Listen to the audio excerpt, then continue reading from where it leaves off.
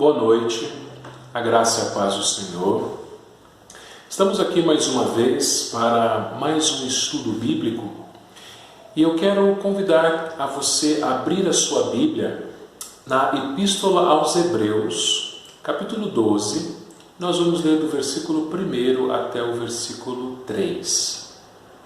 Diz assim: Portanto, também nós, visto que temos a rodear-nos tão grande nuvem de testemunhas, desembaraçando-nos de todo o peso e do pecado que tenazmente nos assedia, corramos com perseverança a carreira que nos está proposta, olhando firmemente para o autor e consumador da fé, Jesus, o qual, em troca da alegria que lhe estava proposta, suportou a cruz, não fazendo caso da ignomínia, e está assentado à destra do trono de Deus. Considerai, pois, atentamente aquele que suportou tamanha oposição dos pecadores contra si mesmo, para que não vos fatigueis, desmanhando em vossa alma. Vamos orar mais uma vez. Senhor, eu quero te pedir agora, Pai, que o Senhor fale com aqueles que estiverem assistindo, ó Pai, a este vídeo, a esse estudo, que o Senhor dê a tua instrução, que o Senhor dê entendimento, que o Senhor me use, ó Pai, para a tua glória, para o ensino, para a edificação do teu povo, Senhor Deus, para falar com aqueles, ó Deus, que precisam do teu alimento, da tua palavra. É isso que eu te peço em nome de Jesus. Amém.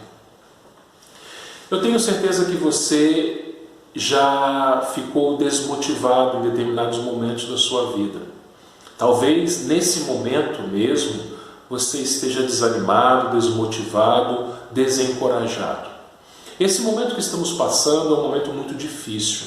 É um momento que nenhum de nós jamais passou antes. Essa doença que está solta, fazendo com que as nossas igrejas fiquem fechadas, fazendo com que comércios fiquem fechados, fazendo com que a gente não possa sair de casa com a mesma liberdade que tínhamos antes. E tudo isso tem nos trazido apreensão, tem nos trazido desânimo, tem nos trazido desencorajamento. Mas veja, apesar de essa situação, essa circunstância ser nova para nós, mesmo antes, mesmo nas condições que vivíamos antes desta doença, nós também tínhamos momentos de desânimo, tínhamos momentos de estarmos desmotivados. E é justamente por esse motivo que a Epístola aos Hebreus foi escrita.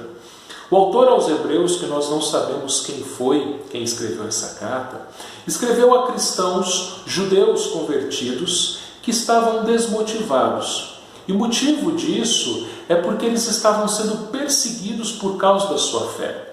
Estes irmãos do passado, muitos deles perderam seus empregos, perderam suas casas, alguns foram presos por causa da sua fé.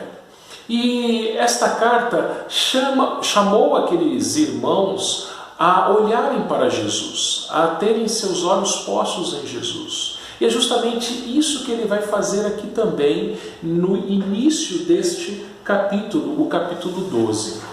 O autor da carta aos Hebreus nos diz que a nossa vida é uma corrida, e uma corrida que deve ser corrida com perseverança. Olha só o texto no versículo 1. Portanto, também nós, visto que temos a rodear-nos de tão grande nuvem de testemunhas, desembaraçando-nos de todo o peso e do pecado que tenazmente nos assedia, corramos com perseverança a carreira que nos está proposta. Aqui ele usa a ilustração de uma corrida. Os leitores desta carta já conheciam os Jogos Olímpicos que os gregos haviam inventado. E nestes jogos havia a corrida atlética, o atletismo. E não era uma corrida curta, era uma corrida bem longa, na verdade era uma maratona. E para essa maratona os corredores, os atletas, deveriam ter uma disciplina muito grande. E parte dessa disciplina é que eles deveriam estar o mais leve possíveis. Eles tinham que ter um peso muito leve, deveriam usar o mínimo de roupa possível, para que assim eles estivessem prontos e preparados para correrem esta corrida. E essas corridas, logicamente, elas eram testemunhadas, ou seja, haviam estádios, arenas, em que na arquibancada haviam torcedores torcendo pelos seus atletas preferidos. E quem que eram esses torcedores, ou quem são esses torcedores no caso da corrida cristã? O autor aos Hebreus diz: portanto também nós, visto que temos a rodear-nos de tão grande nuvem de testemunhas.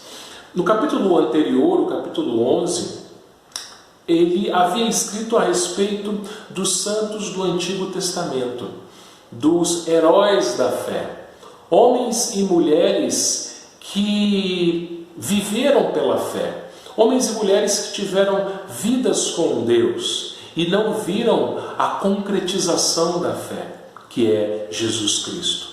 Mas quando nós olhamos para a vida dessas pessoas, quando nós lemos a história dos heróis da fé no Antigo Testamento, isso nos traz uma motivação muito grande. Quando nós olhamos, por exemplo, que Enoque andou com Deus em dias maus, quando nós lemos, por exemplo, que Noé achou graça diante de Deus em dias em que a maldade havia se multiplicado sobre a terra, quando nós lemos, por exemplo, a história de Davi, o homem segundo o coração de Deus, quando nós lemos, por exemplo, a história de Ruth, uma mulher viúva que, acompanhada da sua pobre sogra, estava colhendo feixes e nem imaginava que se casaria novamente. Quando nós lemos a história de Daniel, que decidiu não se contaminar com as iguarias do rei, e tantos outros homens e mulheres crentes do Antigo Testamento, nós somos encorajados, somos motivados a continuar na corrida cristã. E veja, é uma corrida. A vida cristã, meus irmãos e irmãs, não é algo fácil. Existe disciplina, assim como um atleta precisa de disciplina para a sua corrida. E ele diz aqui no versículo 1 que nós devemos nos desembaraçar de todo o peso e do pecado que tenazmente nos assedia. Como eu disse, um atleta, ele eliminava o máximo de peso possível. Um atleta, você não vai ver nenhum atleta gordo correndo. Você vai ver geralmente homens e mulheres magros, homens e mulheres com um porte físico franzino, atlético, com pouco peso. As roupas que eles usam são roupas leves. O calçado que eles usam é um calçado leve. Para quê? Porque com o mínimo de peso que eles tiverem, eles podem correr melhor a corrida.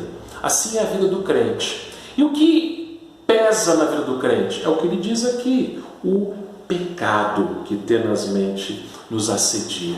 O pecado, meus queridos irmãos, ele atrapalha a nossa corrida cristã. O pecado, ele é sutil. O pecado, ele não vai se apresentar como algo ruim. Pelo contrário, o pecado, ele vai se apresentar como algo agradável, como algo que nos dá prazer, como algo bonito. Por isso, nós não devemos subestimar o pecado. Às vezes, nós achamos que estamos fazendo a coisa certa porque aquilo nos faz feliz. Aliás, é isso que o homem sempre deseja, ser feliz. O problema é que a felicidade que o homem busca está em satisfazer o seu coração, os desejos do seu coração. E o seu coração é enganoso.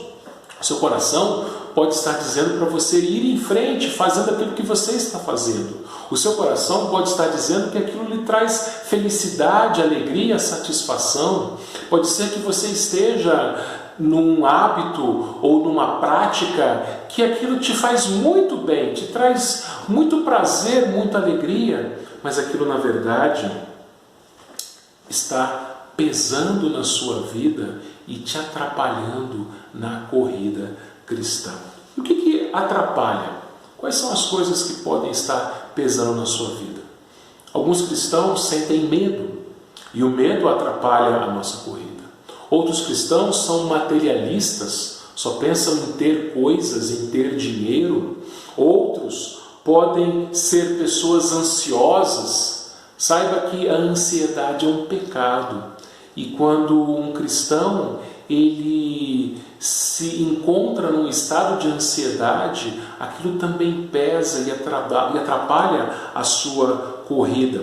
Preguiça, alguns são preguiçosos, são lentos, lerdos, isso também atrapalha. Outros, pelo contrário, trabalham demais. Vemos às vezes alguns cristãos que não têm tempo para sua família, não têm tempo para cuidar da saúde, não têm tempo principalmente para ler a Bíblia, para orar e para ir para a igreja.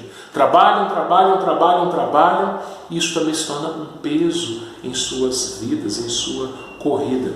Ou seja, tudo, qualquer coisa que venha a atrapalhar a sua carreira, a sua corrida cristã, isso é pecado. Inclusive pessoas, amizades que te levem para longe de Cristo, que tentem te tirar da corrida cristã, relacionamentos, que também te levam para longe de Cristo, que desagradam ao Senhor. Todas essas coisas são pesos que nos levam para longe do Senhor, pesos que nos atrapalham a nossa corrida. Por isso que ele diz aqui, desembaraçando de todo o peso e do pecado que tenazmente nos assedia. O pecado, como eu disse, ele é sutil, ele nos assedia, ele tenta nos trazer para mais perto dele. Foi assim que a serpente disse a Eva, que se ela comesse do fruto, ela se tornaria como Deus, conhecedora do bem e do mal. O pecado nos faz promessas, nos faz promessas de felicidade, de satisfação, de prazer, mas cuidado, o pecado é um peso. Pense comigo, um atleta que deve ser o mais leve possível, se ele fosse ceder às tentações de comidas gordurosas, se ele fosse ceder a tentações de dormir mal, ceder a tentações de comer muito açúcar, tudo isso ia prejudicar o seu corpo e, consequentemente, prejudicar a sua corrida. Nós somos tentados a fazermos coisas que prejudicam a nossa corrida cristã, a nossa caminhada cristã. E vejam, nós temos uma nuvem de testemunhas ao nosso redor. Temos ao nosso redor cristãos do passado, não só do Antigo Testamento, mas também do Novo Testamento, e também homens e mulheres que serviram a Deus no passado, que foram como nós, pessoas com defeitos, pessoas imperfeitas, pessoas pecadoras, mas pessoas que, apesar do seu pecado, dos seus defeitos, das suas fraquezas, foram pessoas usadas por Deus. Foram pessoas que não desistiram, foram pessoas que perseveraram na caminhada cristã, na corrida cristã. Então, meu irmão, minha irmã, talvez nesse momento você esteja desmotivado, talvez nesse momento você esteja desanimado, mas olhe para a vida de irmãos e irmãs do passado, que em dados momentos também ficaram desmotivados, desanimados. Livre-se do peso do pecado. Veja se não existem coisas ou pessoas ou práticas que têm atrapalhado a sua carreira cristã, que têm feito com que você tenha deixado de orar, de ler a Bíblia, que tenha feito com que você tenha deixado de frequentar a igreja. São atitudes, pessoas, coisas que atrapalham a nossa corrida cristã. E ele diz que a nossa corrida deve ser com perseverança. Ou seja, não é algo que vai terminar logo, é algo que será a vida toda.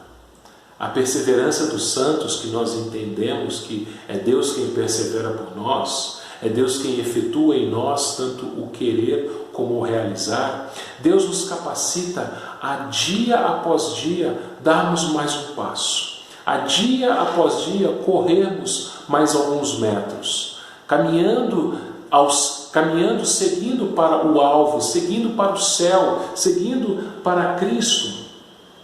E é justamente isso que o versículo 2 nos diz: olhando firmemente para o autor e consumador da fé, Jesus. Então vejam, nós corremos uma corrida, nós sabemos que temos que nos livrar de todo o pecado, nos livrar de todo o peso. Sabemos também que temos uma nuvem de testemunhas, ou seja, vários cristãos do passado, crentes do passado, que nos motivam com suas histórias, tanto na Bíblia como fora dela também. Mas, sobretudo, nós olhamos para o alvo, olhamos para Cristo. Ele é o autor e consumador da fé. Aqueles crentes do passado, os heróis da fé, aqueles que viveram pela fé e perseveraram até o fim, assim o fizeram porque Jesus foi o autor da fé deles e o consumador da fé deles. Assim como é o autor e consumador da nossa fé. Então, quando nós olhamos para Jesus, somos ainda mais animados, motivados, encorajados na nossa corrida, na nossa caminhada cristã. E como que Jesus nos motiva? Olha só mais uma vez para o versículo 2. Ele, em troca da alegria que estava proposta, suportou a cruz. Nós, no domingo passado, comemoramos o dia da ressurreição. Na semana passada, na sexta-feira, a morte do Senhor Jesus Cristo.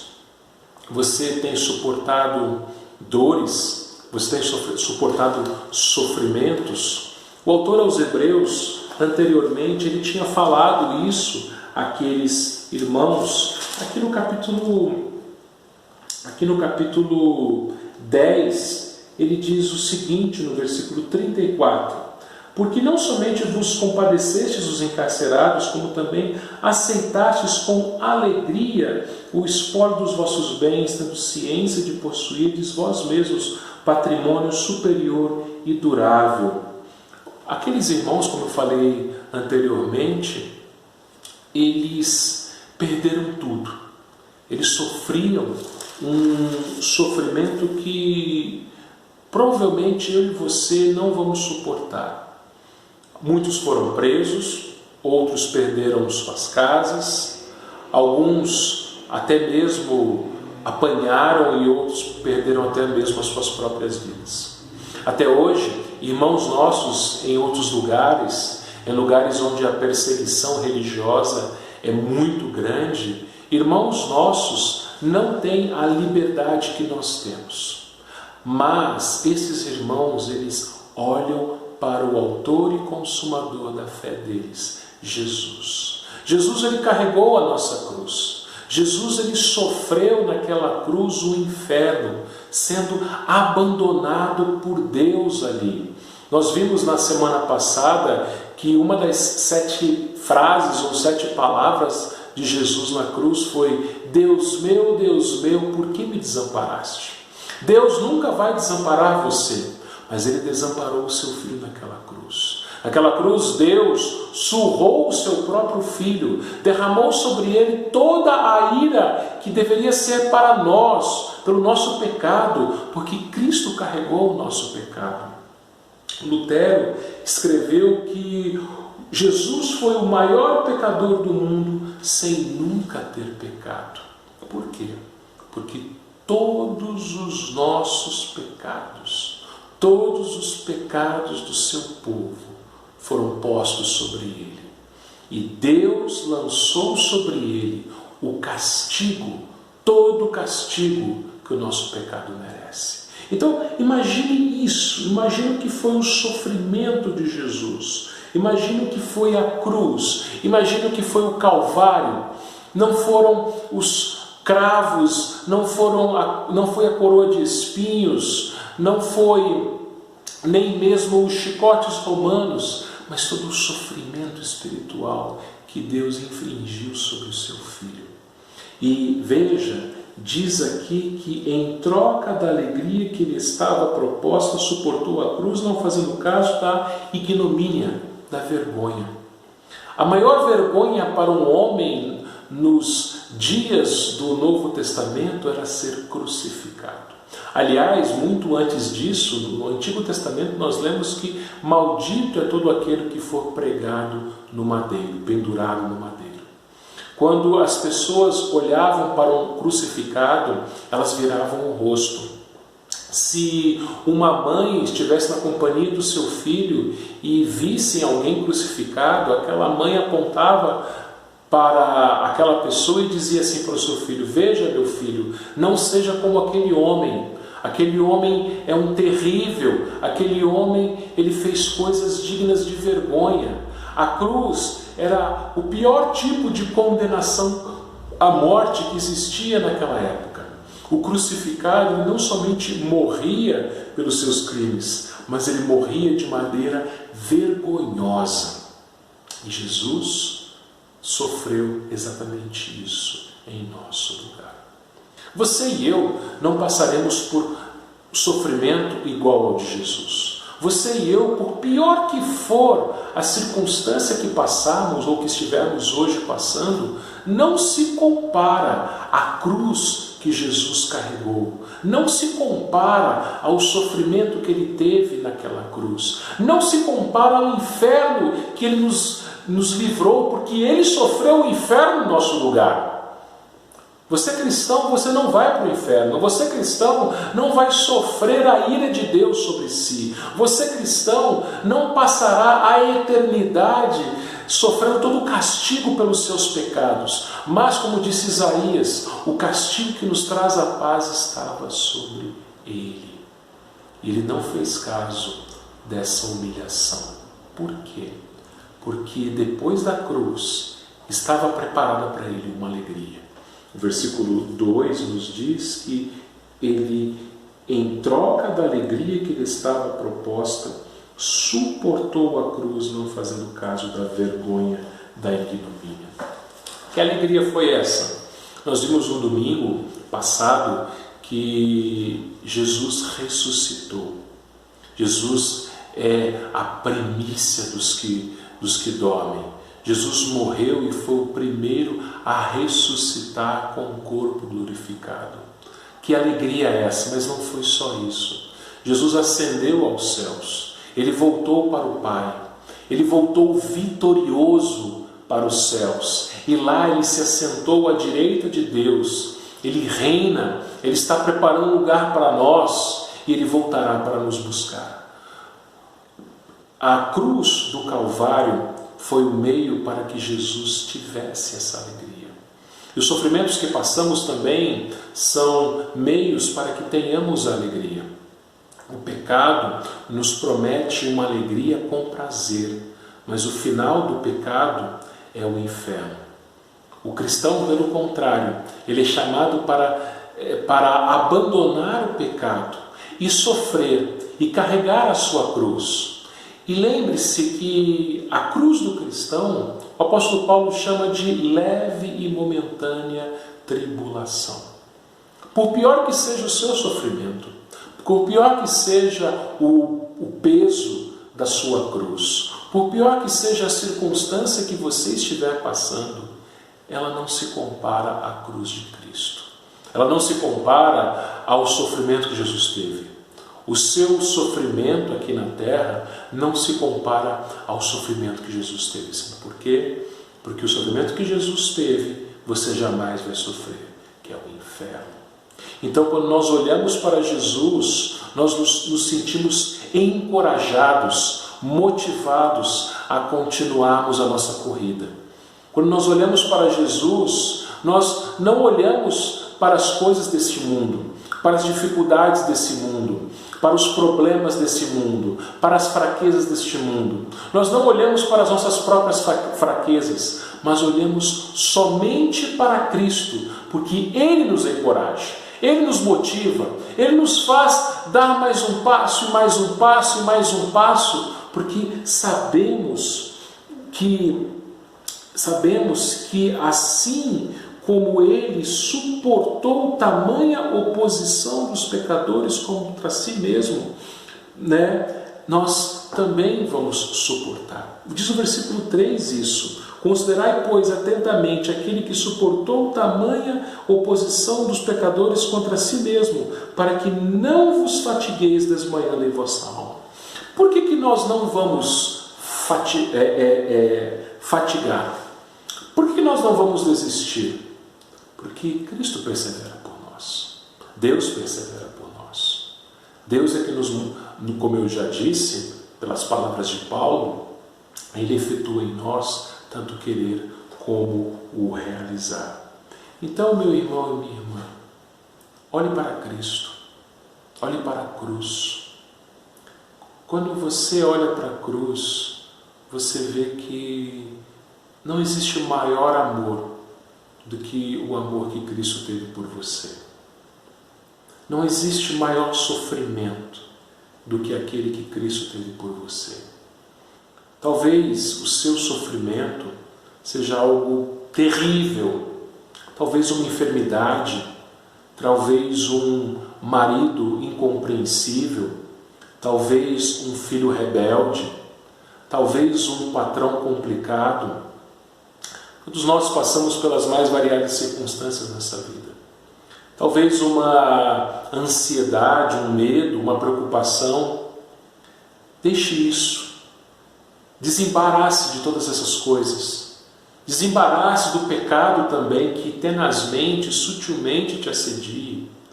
Não pense que o pecado vai te trazer alegria, porque não vai. Ele pode até te trazer uma alegria efêmera, uma alegria passageira. Talvez pessoas, relacionamentos possam te trazer alegrias passageiras. Talvez práticas que você tenha tido possam trazer prazeres passageiros. Mas estas alegrias, esses prazeres levam à morte. Então, desembarace de tudo isso. Olhe para os cristãos do passado. Leia a palavra de Deus. Leia a história dos heróis da fé. Leia bons livros, livros que contam histórias de crentes do passado.